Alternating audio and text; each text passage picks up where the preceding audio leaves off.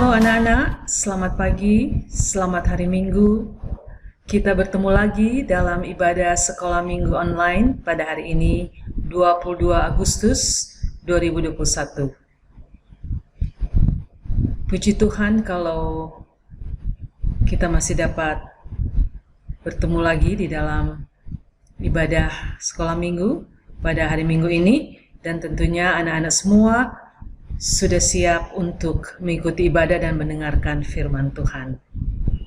Baik anak-anak, sebelum kita akan masuk di dalam ibadah, kita akan mempersiapkan hati kita dan kita akan buka dengan doa. Kita berdoa. Tuhan Yesus, kami mengucap syukur pada hari Minggu ini karena Engkau masih memberikan kami kesempatan untuk kami dapat beribadah kembali, walaupun masih melalui online. Tapi kami percaya bahwa waktu yang Tuhan berikan kepada kami merupakan waktu yang sangat berharga. Dan kami mohon Tuhan boleh menolong kami untuk kami dapat duduk diam dan mendengarkan. Kami boleh berkonsentrasi sehingga Roh Kudus boleh memberikan pengertian akan firman Tuhan. Tuhan juga berkati setiap puji-pujian yang akan kami nyanyikan. Berkati juga hamba-Mu, berkati Ibu Susan yang akan menyampaikan firman Tuhan. Kiranya Roh Kudus boleh memberikan hikmat dan menyertai sepanjang ibadah kami pada hari Minggu pagi ini. Terima kasih ya Tuhan Yesus, di dalam nama-Mu kami sudah berdoa dan bersyukur. Haleluya, amin. Sebelum kita akan mendengar firman Tuhan atau cerita Alkitab, mari kita bersama-sama menyanyikan pujian Baca Kitab Suci, Doa Tiap Hari. Baca kitab suci, doa tiap hari, doa tiap hari, doa tiap hari. Baca kitab suci, doa tiap hari kalau mau. Kalau mau tumbuh, kalau mau tumbuh. Baca kitab suci, doa tiap hari kalau mau tumbuh.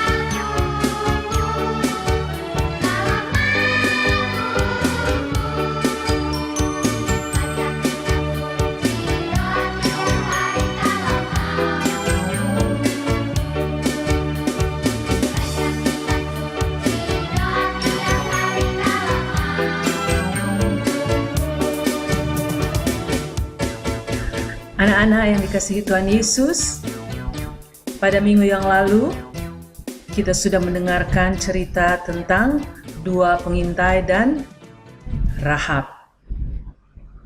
Yosua mengirimkan dua pengintai ke Yeriko untuk melihat-lihat keadaan seperti apa keadaan di Yeriko.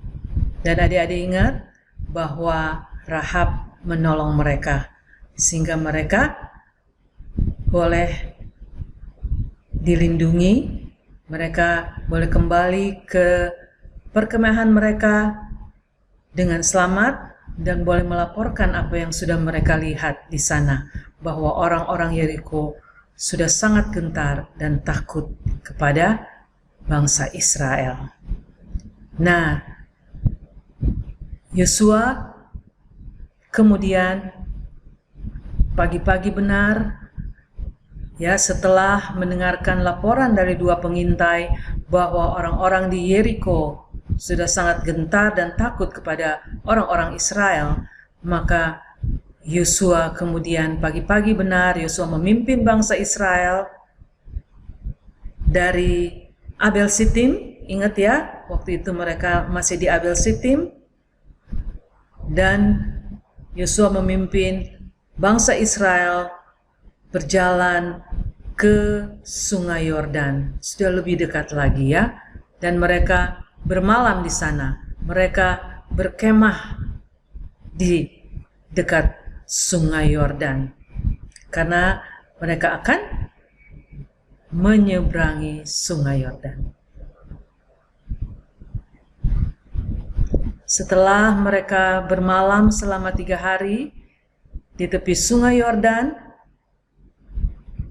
para pengatur pasukan memberi perintah, segera sesudah kamu melihat tabut perjanjian Tuhan Allahmu yang diangkat para imam, maka kamu harus juga berangkat dari tempatmu dan mengikutinya. Tapi kamu harus mengikuti dari jarak yang cukup jauh, kira-kira 2000 hasta panjangnya. 2000 hasta panjangnya, anak-anak, sekitar hampir 1 kilometer, cukup jauh ya. Jadi orang-orang Israel harus mengikuti para pembawa tabut perjanjian ini. Kita lihat para imam sedang mengangkut tabut perjanjian. Orang Israel harus mengikuti mereka. Tabut perjanjian itu adalah lambang kehadiran Allah. Tabut perjanjian, di situ terdapat hukum Taurat, perjanjian Allah dengan bangsa Israel. Jadi kalau bangsa Israel taat kepada hukum Tuhan, hukum Allah, maka mereka akan diberkati. Tapi kalau mereka tidak taat, maka mereka akan sangat sulit hidupnya. Jadi di dalam tabut ini terdapat lambang-lambang, ya, ada Taurat dan lain-lain. Jadi ini adalah lambang penyertaan Tuhan, kehadiran Allah di tengah-tengah bangsa Israel. Maka pasukan pembawa tabut perjanjian ini yang adalah para imam, ketika mereka berangkat, orang-orang Israel harus mengikuti mereka dari jauh, kira-kira 1 kilometer. Tidak boleh dekat-dekat. Karena apa? Supaya mereka bisa lihat, bisa tahu kemana arah yang akan mereka tuju. Karena bangsa Israel belum pernah menelusuri, menjalani jalan ini yang akan menuju ke Sungai Yordan. Ya, jadi kita lihat tabut perjanjian diangkat oleh para imam, berjalan lebih dahulu, dan kemudian orang Israel mereka harus mengikuti dari jarak yang cukup jauh, sekitar 1 kilometer. Nah, kemudian Yosua berkata lagi, kuduskanlah dirimu sebab besok Tuhan akan melakukan perbuatan yang ajaib di antara kamu. Kuduskanlah dirimu. Jadi kamu harus, hubungan kamu dengan Tuhan harus benar. Minta ampun kalau ada kesalahan. Siapkan dirimu, hatimu, supaya karena besok Tuhan akan melakukan perbuatan yang ajaib. Hanya percaya kepada Tuhan saja dan melakukan apa yang Tuhan perintahkan melalui Yosua. Keesokan harinya, Yosua berkata kepada para imam yang membawa tabut perjanjian ini. Yosua berkata, angkatlah tabut perjanjian dan seberangilah dan menyeberanglah di depan bangsa itu. Maka kemudian mereka mengangkat tabut perjanjian dan berjalan di depan bangsa Israel. Kita lihat di sini, sudah di tepi sungai Yordan. Mereka sudah akan menyeberang sungai Yordan, tapi harus mengikuti aba-aba, aturan-aturan, instruksi yang dikatakan oleh Yosua. Jadi mereka mengikuti apa yang dikatakan Yosua. Yosua katakan, angkatlah tabut perjanjian dan menyeberanglah di depan bangsa itu. Maka mereka melakukannya. Mereka mengangkat tabut perjanjian dan berjalan di depan bangsa Israel. Saat itu air di sungai Yordan sedang tinggi. Coba anak-anak lihat di dalam gambar ini, airnya sampai meluap, sampai keluar dari tepinya. Karena saat itu memang sedang tinggi air di sungai Yordan. Tuhan menyuruh lagi Yosua untuk perintahkan para imam pembawa tabut perjanjian demikian. Setelah kamu sampai di sungai Yordan, haruslah kamu tetap berdiri di sungai Yordan itu. Jadi para imam kalau sampai di sungai Yordan, mereka harus tetap berdiri di sungai Yordan itu. Itu yang disampaikan Tuhan kepada Yosua. Di sini kita lihat pengangkat atau para imam yang membawa tabut perjanjian. Mereka sudah berada di tengah sungai Yordan. Segera setelah mereka mencelupkan kaki mereka di sungai Yordan, air terbelah dua, melonjak. Kita lihat, di tengah-tengah ini tidak ada air lagi. Tuhan memisahkan air sehingga bangsa Israel dapat menyeberangi sungai Yordan di tanah kering. Heranlah anak-anak ya, padahal tadi sungai Yordan airnya begitu tinggi, begitu banyak, sampai luber, sampai meluap. Tapi ketika para pembawa tabut perjanjian, mereka melangkahkan kaki mereka masuk ke dalam sungai Yordan, langsung air terpisah seperti bendungan ya. Kita lihat air di samping itu ya, ada air yang terpisah dan sungai di tengah-tengah menjadi kering, sehingga bangsa Israel dapat menyeberang sungai Yordan pergi ke seberang sana.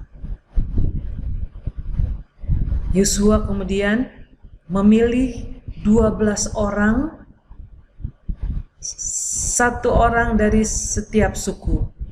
Kemarin Ibu Susan sudah katakan bahwa bangsa Israel itu terdiri dari 12 suku.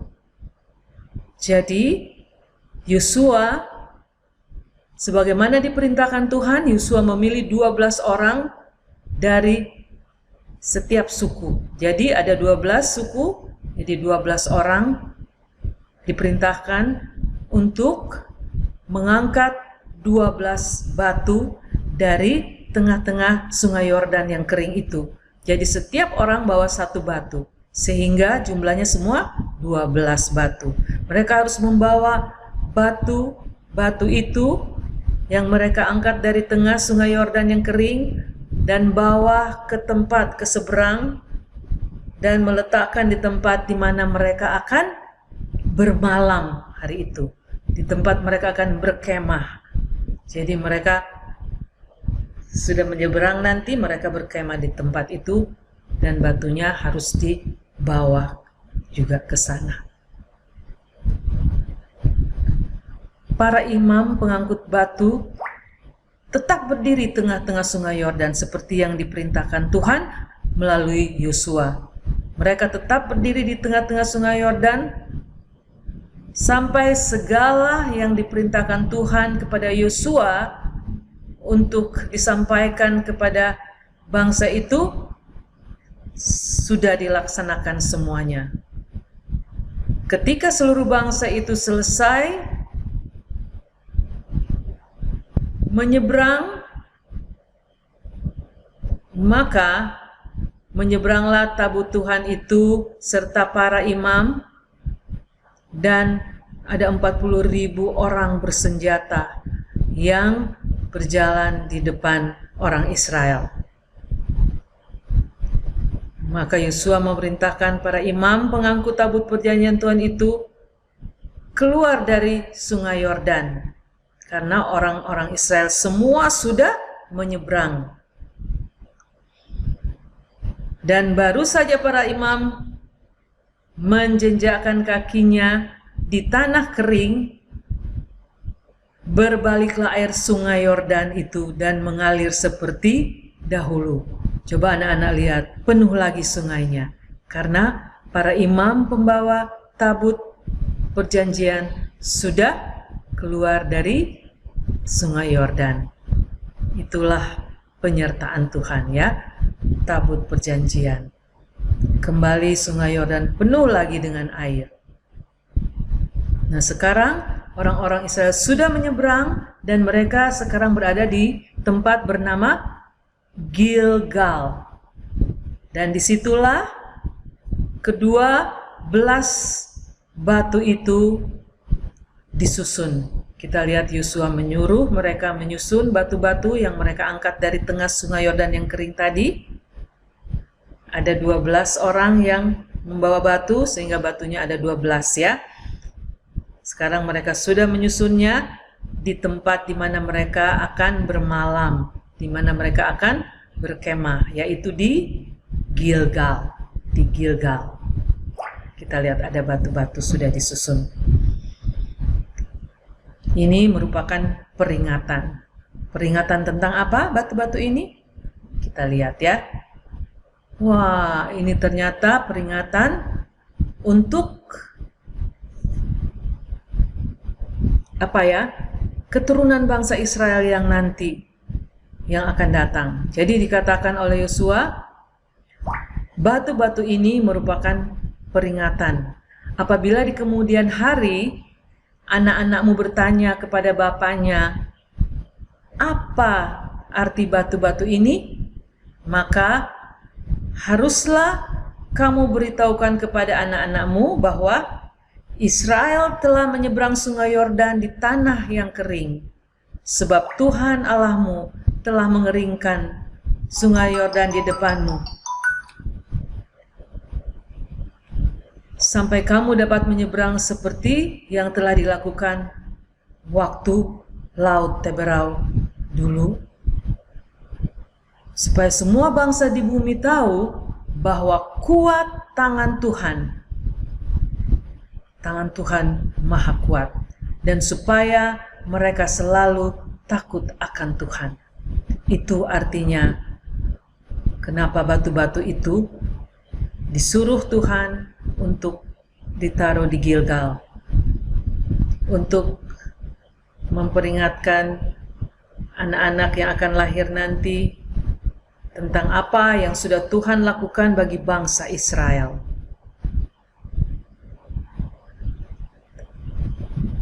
Nah, anak-anak, di sini kita lihat Yeriko yang masih berada di hadapan orang Israel.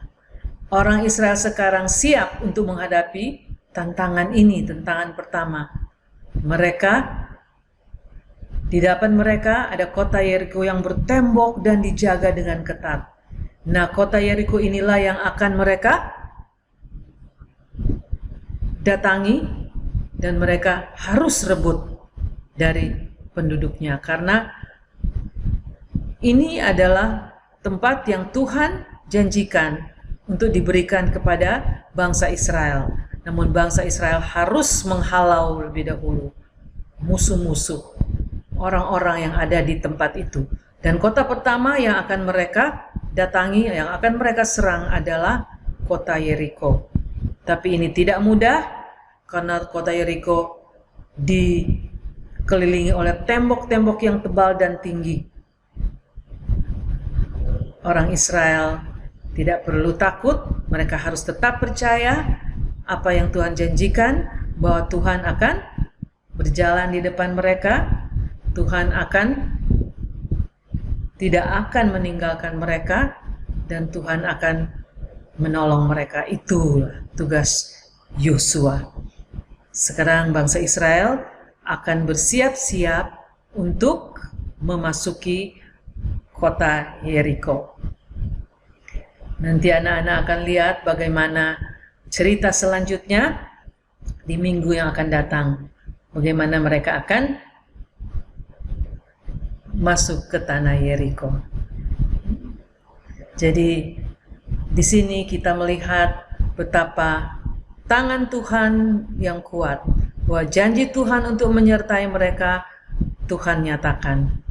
Sungai Yordan dikeringkan sehingga bangsa Israel dapat menyeberang.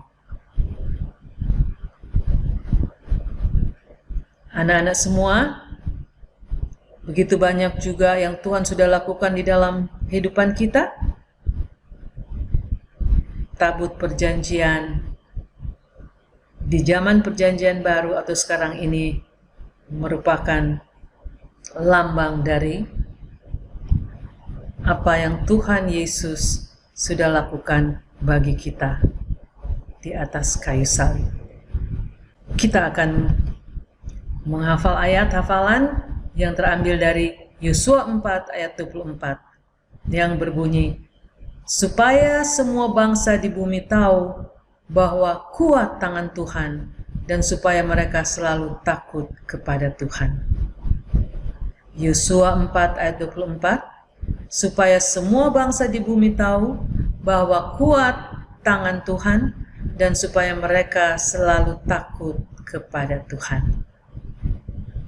Biarlah anak-anak semua juga terus percaya kepada Tuhan. Apa yang sudah Tuhan lakukan di waktu-waktu yang lalu membuktikan bahwa Tuhan kita yang sekarang, Tuhan Yesus telah datang. Allah telah turun ke dunia dan menjadi serupa dengan manusia, yaitu Tuhan Yesus Kristus. Kita harus percaya kepadanya karena Dia adalah Allah yang hidup, yang terus menyertai kita semua. Baik anak-anak,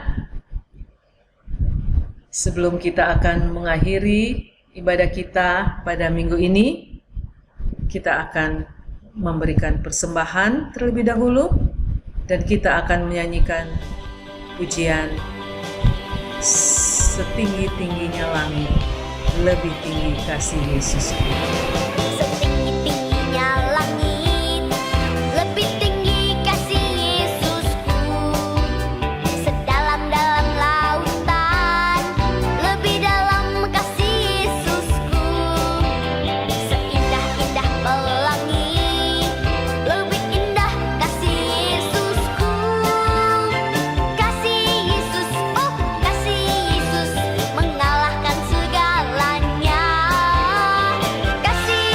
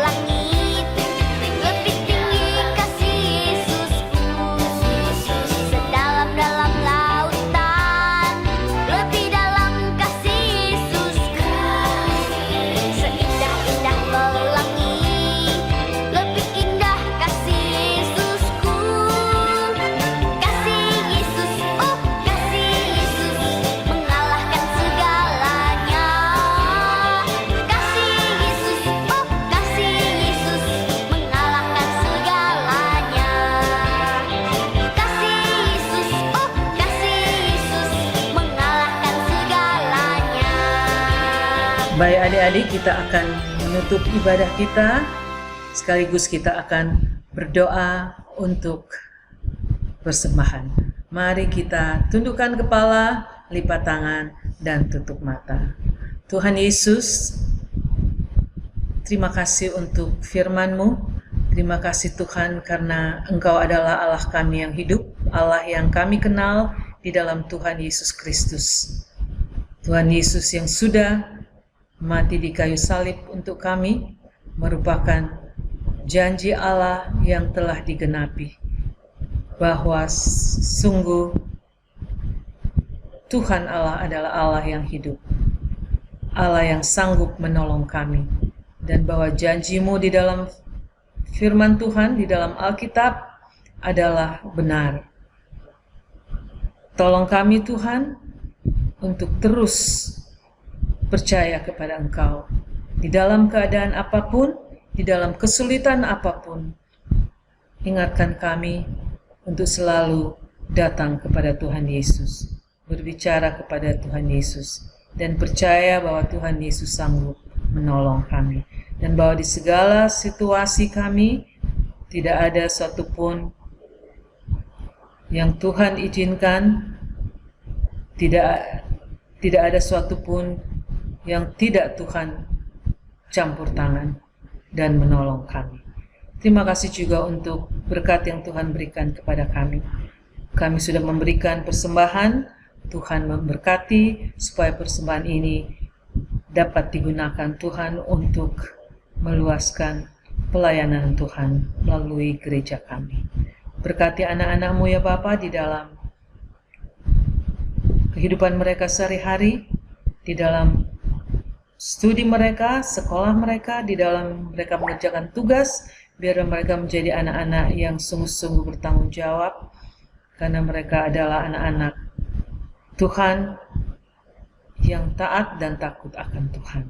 Biarlah mereka juga boleh taat kepada ibu guru, taat kepada orang tua, kepada mama papa, sehingga Tuhan Yesus boleh disenangkan.